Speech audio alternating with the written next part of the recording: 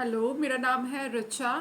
आज मैं आपको बताने वाली हूँ एक टॉपिक में जो है एयर पोल्यूशन के ऊपर, which is choking of air.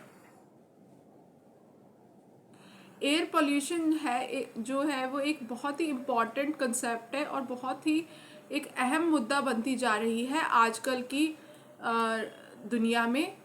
Generally इसके कुछ गुड इम्पैक्ट्स भी हैं मेडिकल से अगर हम इसको देखें तो, और कुछ बैड इम्पैक्ट्स भी हैं।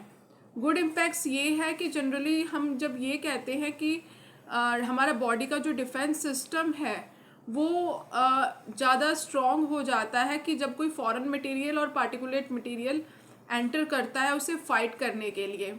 लेकिन इसका बैड इम्पैक्ट ये है कि एक पर्टिकुलर हमारी एक लिमिट होती है कि हम उसको टॉलरेट कर पाते हैं।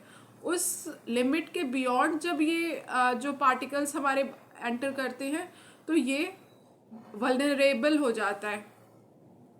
इसके अलावा अगर हम देखें तो कुछ जो स्टडीज़ कंडक्टेड हुई है कि मौलाना आज़ाद मेडिकल कॉलेज में, वो ये कहती हैं कि रेस्पिरेटरी एलिमेंट्स जो है जैसे कि अस्थमा वगैरह, वो कुछ ईयर से इन कॉलेजेस में इनके जो केसेस हैं वो बहुत ही ज़्यादा बढ़ चुके हैं।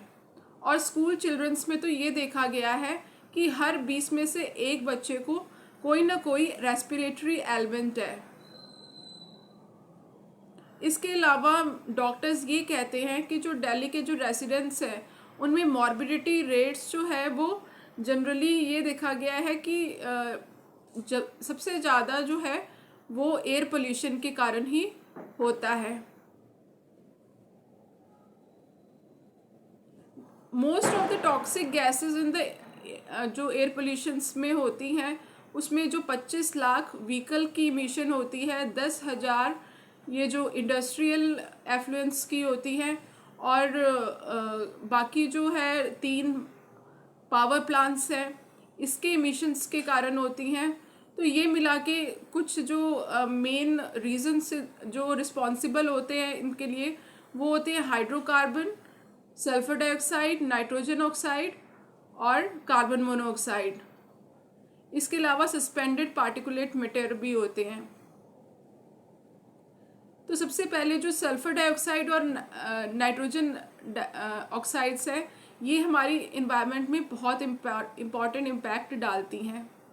जनरली ये देखा गया है कि ये जो गैसेस हैं ये इनके इंक्रीज़ होने के साथ साथ हमारे रेस्पिरेटरी ट्रैक में बहुत सारी बीमारियां जैसे अस्थमा, ब्रोंकाइटिस, कफ और रेस्पिरेटरी एलिमेंट्स होता है, जिसके कारण हम जो मॉर्बिडिटी रेट है among the childrens as well as adults वो बहुत ही इंक्रीज़ होता चला गया है।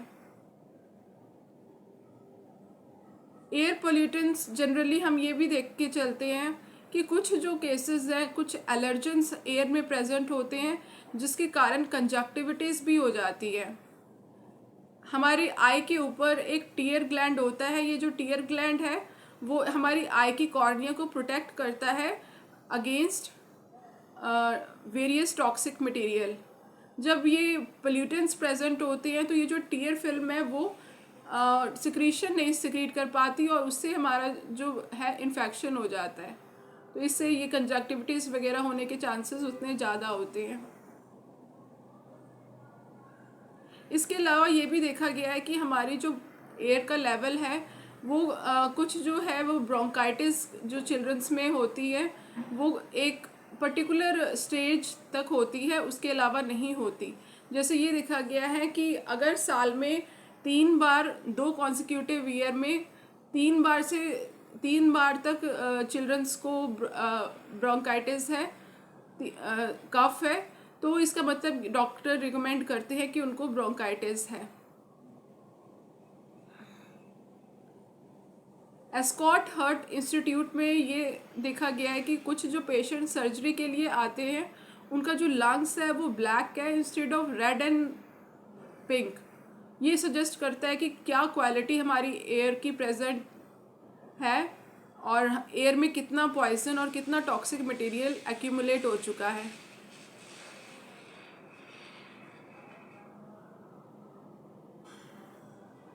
कुछ जो सस्पेंडेड पार्टिकुलर मटेरियल हमारे एयर में प्रेजेंट होते हैं वो हमारे नॉस्ट्रल्स के थ्रू जब इन्वेड कर जाते हैं हमारे इंटरनल ऑर्गन्स में, तो वो कुछ लाइनिंग ऑफ लंग्स में एंटर कर जाते हैं, जिससे हमारे जो लंग्स में ऑलरेडी सीलिया प्रेजेंट होता है एज अ डिफेंडर, तो वो उन सीलिया जो कि साथ में उनके इंटरनल ग्लैंड्स भी प्रेजेंट होते हैं, ग्लैंड्स की इन्लार्जमेंट कर देते हैं।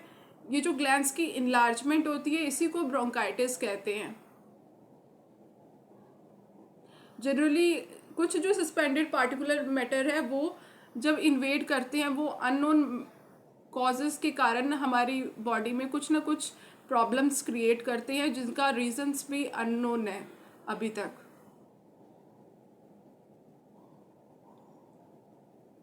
लेड पॉइजनिंग और सस्पेंडेड पार्टिकुलर मैटर भी एक बहुत इम्पॉर्टेंट कंसेप्ट है ये हमारे पोल्यूशन के कारण। ये देखा गया है कि जो मेंटल रिटार्डेशन और जनरली सेंट्रल नर्वस सिस्टम के डिसऑर्डर और नर्वस सिस्टम की डिसऑर्डर, ये सारी लेड पॉइजनिंग के थ्रू होती है।